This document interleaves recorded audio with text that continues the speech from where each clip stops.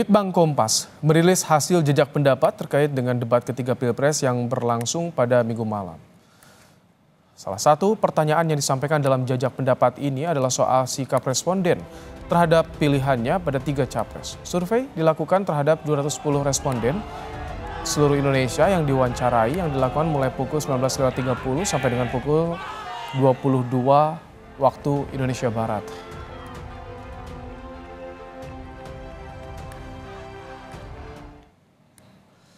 Salah satu pertanyaan yang ditanyakan kepada 210 responden adalah setelah melihat debat tetap atau berubahkah kandidat yang akan dipilih dalam pemilu 2024 nanti. Hasilnya 77,5% responden menjawab tetap seperti sebelum debat berlangsung, sementara 10,5% menjawab berubah pilihan dan 12% menjawab tidak tahu.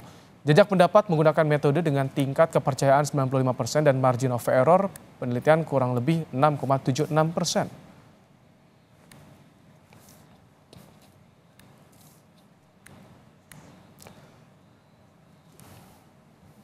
Lalu bagaimana responden menilai penampilan Capres Anies Baswedan, Prabowo Subianto, dan Ganjar Pranowo kemarin di debat Capres bertema pertahanan, keamanan geopolitik, hubungan internasional, globalisasi, dan politik luar negeri? Kita akan bahas bersama dengan Rangga Eka Sakti, peneliti Litbang Kompas. Selamat petang, Mas Rangga. Selamat petang, Mas Ibrahim. Baik, Mas Rangga, secara keseluruhan seperti apa reaksi responden terhadap debat ketiga semalam? Ya, salah satu hal yang bisa kita lihat dari hasil jejak pendapat memang antusiasme masyarakat untuk mengikuti debat ketiga ini cukup tinggi ya. Jadi sekitar 63,6% dari masyarakat itu menyatakan mereka mengikuti acara debat kemarin, baik bersama dengan keluarga maupun dengan komunitas mereka. Angka ini lebih tinggi dibandingkan debat pertama yang lalu dilaksanakan. Gitu ya. Meskipun sedikit lebih menurun dibandingkan dengan tingkat antusiasme waktu debat cawapres kemarin. Oke, baik. Ada perubahan yang begitu terasa ya dibandingkan debat cawapres sebelumnya. Kami juga memiliki grafis dari Litbang Kompas, hasil jejak pendapat yang tadi dirilis. Kita akan perlihatkan bersama. Ya, ini dia. Kami tampilkan jejak pendapat Litbang Kompas soal bagaimana para kandidat ini menjawab pertanyaan. Mas Rangga, kalau dari jejak pendapat Litbang Kompas seperti apa performa atau dari para kandidat ini secara keseluruhan, Mas Rangga? Siapa yang menonjol? Ya, jadi memang kita mencoba untuk melakukan pengukuran terhadap performa dari tiap kandidat ya. Ada 3 aspek yang kita coba ukur. Yang pertama adalah bagaimana kandidat capres ini bisa menjawab pertanyaan, kemudian bagaimana para capres ini menguasai materi yang ditanyakan, dan yang ketiga adalah bagaimana penampilan termasuk pakaian, kemudian sikap, gestur, emosi, mimik gitu yang ditampakkan di atas panggung. Nah, dari 3 aspek itu kita bisa lihat sebetulnya posisi Pak Ganjar dan Pak Anies dinilai masyarakat itu relatif seimbang. Nah, yang di luar ekspektasi justru Pak Prabowo yang dinilai relatif lebih rendah di sini. Jadi itu kalau misalkan apakah ditanyakan juga alasannya mengapa seperti itu, Mas Rangga, dengan penilaian itu seperti apa publik meresponnya itu? Ya, jadi memang kalau kita coba breakdown lebih dalam, apa yang membuat nilainya Pak Prabowo sedikit lebih rendah itu berada pada aspek cara menjawab pertanyaan dan juga penguasaan materi dari tema debat pada kemarin itu. Nah, pada aspek ini penilaiannya di bawah angka 7 memang. Sedangkan soal penampilan dinilai masih relatif lebih tinggi di angka 7,1. Jadi memang masyarakat melihat dalam konteks ini ya, Bapak Prabowo kurang bisa mengelaborasi, kurang bisa menjawab pertanyaan-pertanyaan dalam konteks pertahanan.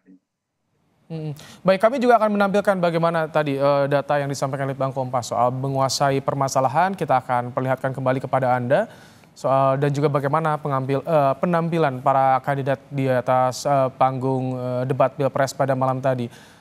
Ini dia kami tampilkan. Jadi Mas Rangga, debat yang disajikan ini bisa mempengaruhi elektoral kandidat ke depannya atau seperti apa nanti, Mas Rangga?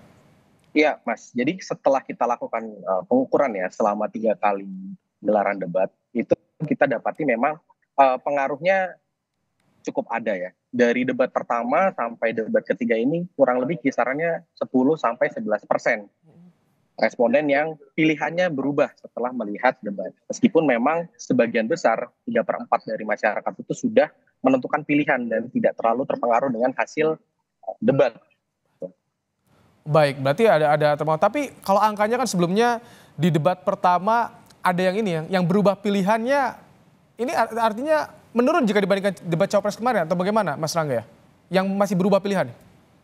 Ya kurang lebih sebenarnya sama sih Mas. Jadi kita bisa lihat bahwa hanya sekitar 10% lah yang terpengaruh oleh prosesi debat ini. Gitu. Sebagian besar ya kita bisa bilang 3/4 tadi itu sudah punya pilihan yang cukup mapan. Meskipun begitu kita bisa coba tarik lagi bahwa berdasarkan hasil Litbang Kompas ya survei pada Desember kemarin itu masih ada sekitar 20 sekian persen undecided voters. Nah bisa jadi inilah yang kemudian dipengaruhi oleh proses debat-debat yang kemarin sudah terjadi dan nanti akan diselenggarakan. Gitu. Meskipun angkanya nampak kecil, tapi ketika kita coba bandingkan dengan undecided voters itu bisa jadi perubahannya signifikan juga.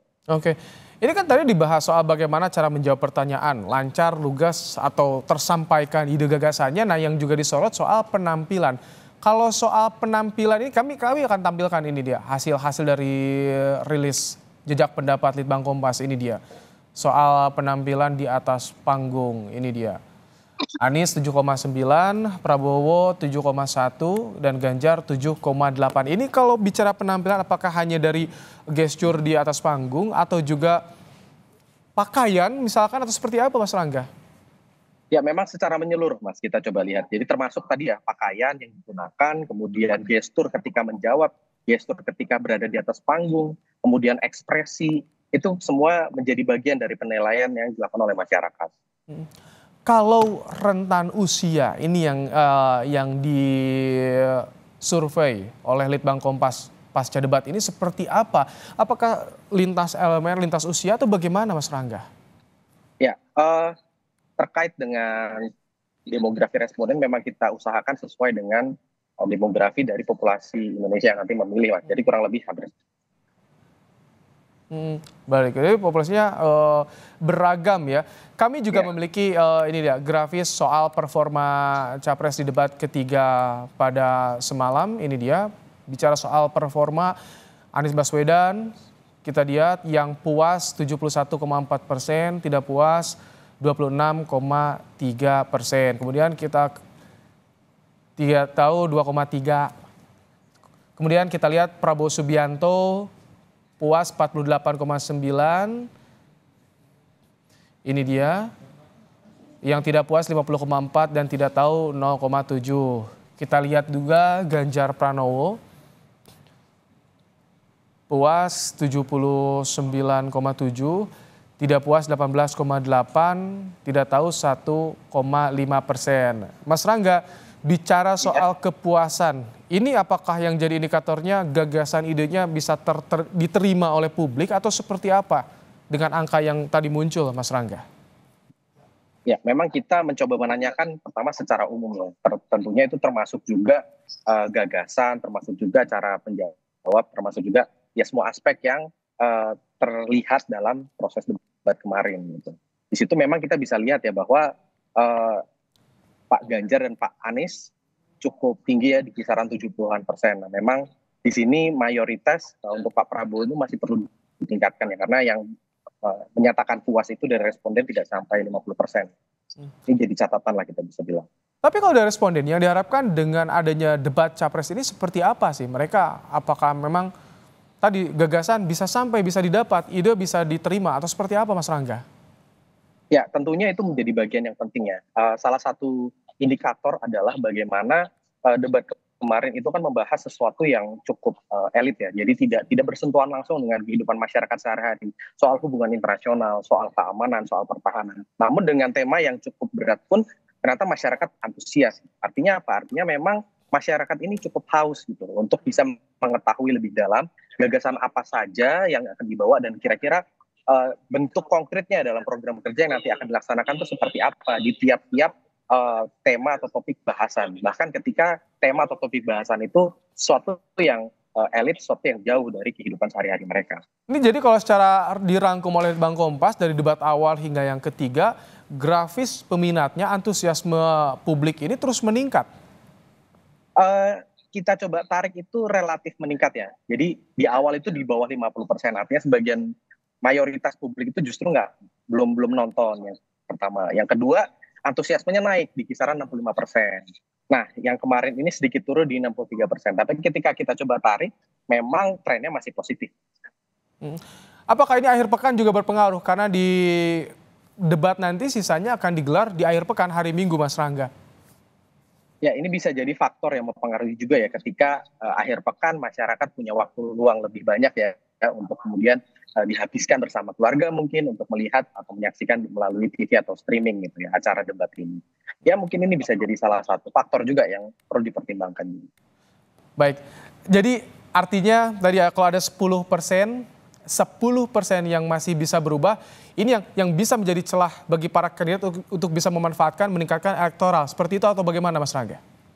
Ya, kurang lebih itu adalah ceruk yang bisa diambil nanti oleh para calon. Kan? Tentu berdasarkan dari hasil tadi ya survei Litbang Kompas yang bulan Desember itu kan pertarungan itu belum selesai.